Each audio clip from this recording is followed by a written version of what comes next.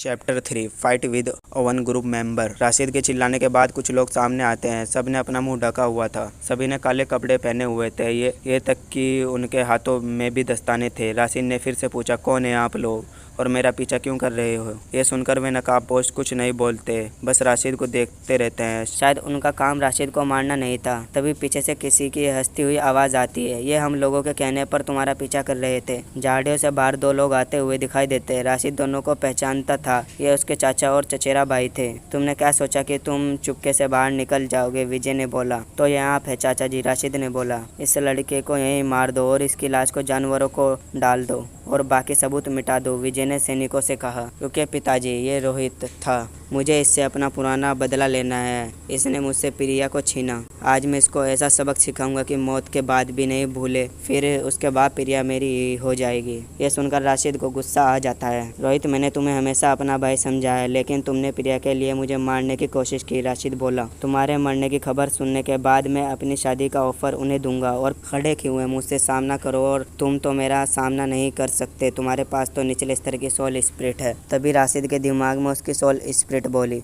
अब तुम्हें अपनी शक्ति को छुपाने की जरूरत नहीं, दिखाओ इसको कि तुम कौन हो और तुम्हारी सोल स्पिरिट क्या है। फिर दोनों के बीच युद्ध शुरू हो गया। राशिद ने पहले खुद को साधारण दिखाया, फिर अचानक उसने अपनी सोल स्पिरिट जागृत की। Naga spirit fire bast.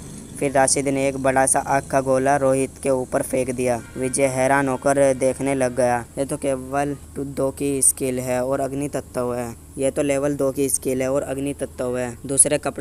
दूसरे काले कपड़े वाले लोग भी हैरान रह गए, क्योंकि उन्होंने अपनी आंखों से देखा था कि राशिद ने सिर्फ जहर तत्व जागृत किया था, तो अग्नि तत्व कहां से आया उसके पास। तभी उन काले नकाबपोश में से किसी ने जल तत्व का आह्वान करके वाटर स्पेल्स नाम की स्किल इस्तेमाल की और राशिद को भिगा दिया। तभी कहीं से एक लड़की की आवाज़ आई, राशिद को जाने दो। उसके तुरंत बाद नकाबपोश पर बिजली तत्व की शक्ति आ गिरी, लाइटनिंग स्ट्राइक। इस बार प्रिया भी हैरान रह गई जब उसने देखा कि यह तत्व और किसी ने नहीं बल्कि राशिद ने की थी। राशिद, तुम्हारे पास बिजली तत्व? प्रिया ने फिर से हैरान होकर पूछा। प्रिया, तुम मेरे और मेरे चाचा के बीच में मत पड़ो, राशिद ने कहा। हालांकि प्रिया राशिद की दोस्त के हिसाब से नहीं करने आई थी, बल्कि वे सच में राशिद से प्यार करती थी। वह फिर बोली, मैं तुमसे अपने सच में प्यार करती थी, इसीलिए मैं तुम्हारी मदद करने आई थी। मैं तुम्हें दुख में नहीं देख सकती, मेरे कबीले में तुम आ जाओ। यह सुनकर रोहित को जलन होने लगी, क्योंकि वह प्रिया को पाना चाहता था। उसने मन में सोचा, प्रिया मेरी नहीं हो सकती तो किसी की भी नहीं हो सकती। फिर उसने प्रिया के ऊपर विंड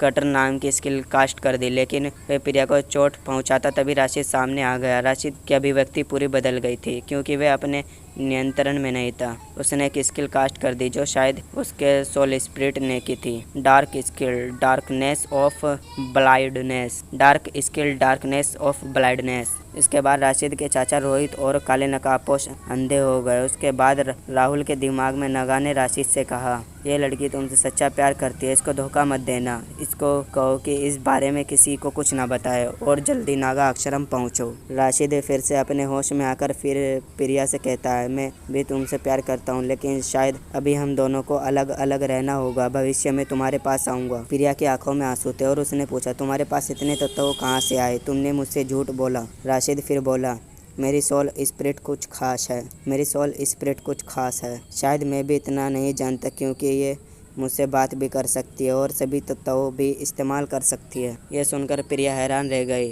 कहीं ये लेजेंडरी सोल स्पिरिट तो नहीं है? मुझे पता लगाने के लिए नागा अक्षरम जाना होगा और मैं अपने कबीले में गोद लिया हुआ बच्चा हूँ। शायद तुम मुझे अब न चाहो। यह सुनकर प्रिया ने राशिद को गले लगा लिया और उसके होठ चूम लिए। तुम अनाथ हो या नहीं, लेकिन मैं तुम्हें हमेशा चाहूँगी। चाहे मुझे 7 जन्म भी इंतज़ार करना पड़ा, तब भी मैं तुम्हारी ही रहूँ। इतना सुनकर राशिद रो पड़ा और प्रिया को और कसकर गले लगा लिया। प्रिया, मुझे चलना चाहिए, तुम्हारे बिना शायद ना रह सकूँ, लेकिन अभी मजबूर हूँ, मुझे जाना पड़ेगा। मैं भी तुम्हें नहीं भूलूंगा, बस इंतजार करना, मैं तुम्हें ठीक। इसके बाद राशिद जंगल की ओर चला जाता है और पीछे रह जाती है प्रिया अपने सैनिकों के साथ। तभी उसके चाचा और बाकी के लोगों का अंधापन ठीक हो जाता है। ये तो अंधेरा तत्व था, लेकिन ये तो बहुत कम लोगों के पास होता है। इसका मतलब राशिद की सोल स्पिरिट कोई लीजेंडरी सोल स्पिरिट है। सभी ने सिर हिलाया और वापस अपने कबीलों में लौट गए और प्रिया भी खुश लग रही थी। राशिद, तुम जब मुझसे मिलो तो तुम ऐसे ताकतवर व्यक्ति बनकर आना कि सब देखते रहे कि तुम मेरे मंगेतर हो।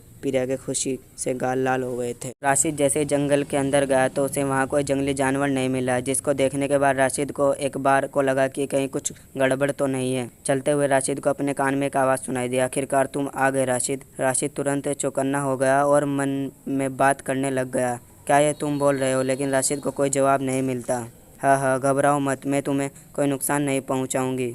और तुम जिससे अपने मन में बात कर रहे थे वे तुम्हारी सोल स्पिरिट नहीं है क्या? राशिद अपने मन में शौक था, उसे समझ नहीं आ रहा था तो वो कौन था मेरे अंदर जिसने तुम्हारे मन में तुम्हारे सोल स्पिरिट को छिपाया था? वो नागाश्रम से ही किसी ने किया है।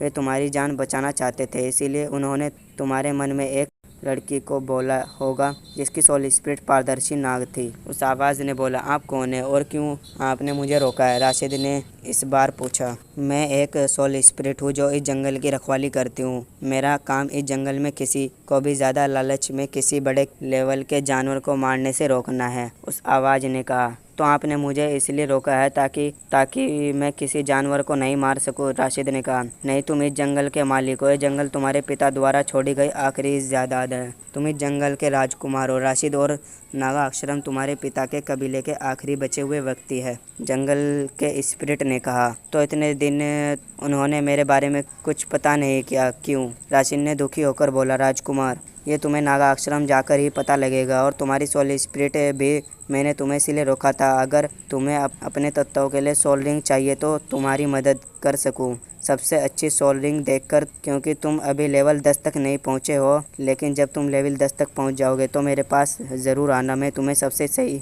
सोल रिंग चुनने में मदद करूंगी। आपका बहुत बहुत धन्यवाद जो आप मेरी मदद करना चाहते हैं। तो और उसके लिए मैं भी जल्दी आपसे दोबारा मिलूंगा। इतना कहकर राशिद ने उस स्पिरिट से नागाश्रम का रास्ता पूछा। यहाँ से सीधा जाओ राजकुमार, आगे ही तुम्हें अपने कबीले के लोग मिल जाएंगे। तुम बस अपना नाम राशिद रघुनाथ बोलना, बाकी सब समझ जाएंगे, स्पिरिट ने बोला। इतना सुनने के बाद राशिद आगे चला गया और उसको कुछ दूरी के बाद आश्रम दिखाई दिया। थोड़ा आगे चलने के बाद उसके सामने एक आग का गोला दिखाई दिया और एक आदमी कुछ लोगों के साथ सामने आया। तुम कौन हो और यहाँ क्या करने आए हो? उस आदमी ने पूछा। मेरा नाम राशिद रघुनाथ है, मैं आपका होने वाला राजकुमार हूँ, राशिद ने बोला। इतना सुनकर उन लोगों ने अपने सोल स्पिरिट शांत किए और राशिद को आश्रम के अंदर लेकर गए, जहाँ उसका इंतजार अधेड़ उम्र के लोग कर रहे थे। जब उन्होंने राशिद को आते हुए देखा तो उन्होंने उसके आगे सिर झुका लिया। कैसे हैं आप राजकुमार राशिद?